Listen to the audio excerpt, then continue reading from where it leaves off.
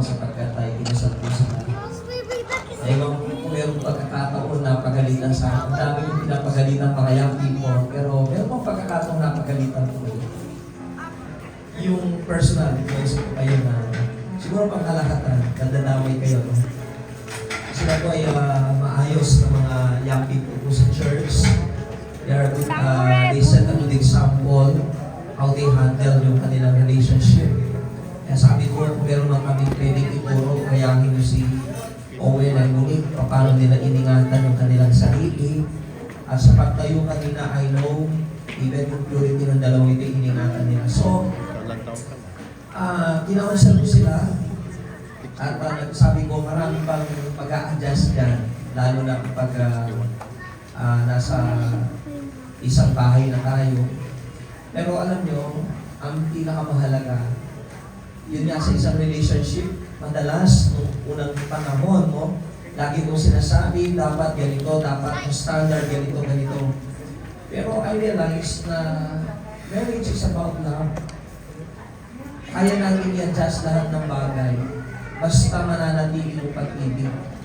No? And matututunan nyo rin mahalin yung weakness ng bawat isa kapag naninibago yung pag-ibig.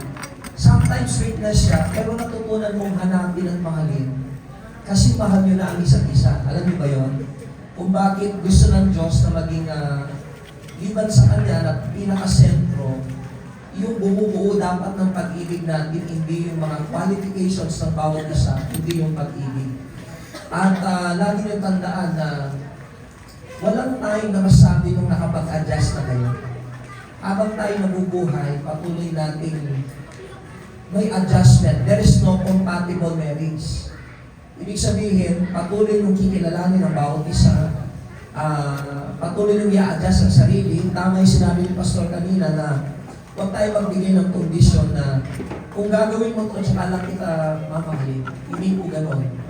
Nagbibigay ng kondisyon. Kundi, bawat isa, ano man yung mga weaknesses ninyo, dapat matutunan yung tanggapin, unawain, no?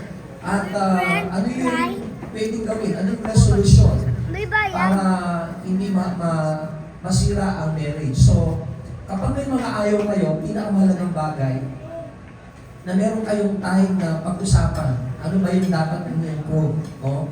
Minsan kasi kapag kinasal na po sa trabaho, sa mga bata, nawawala yung communication ng marriage. Pero alam nyo, pagka nasanay kayo dyan, meron mga time na pupunta kayo sa isang lugar, kahit walang occasion, just to enjoy yung isa't isa.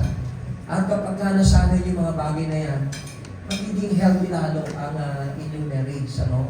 And of course, alam naman natin na pinakamahalaga yung ating relasyon sa Panginoon. Naniniwala ako na gaano man kahirap yung sitwasyon, yung differences ninyo, as long nangingibabaw yung fear of the Lord. Kaya na sinabi na kanina, dapat yung pundasyon natin ang salita ng Diyos. Kapag hindi na natin makita kung sino tama at mali, pumunta tayo sa pinakapundasyon ng ating relasyon, yung Word of God. Tiyak yan, kung magpapasakap kayo dyan, walang problema na hindi maayos.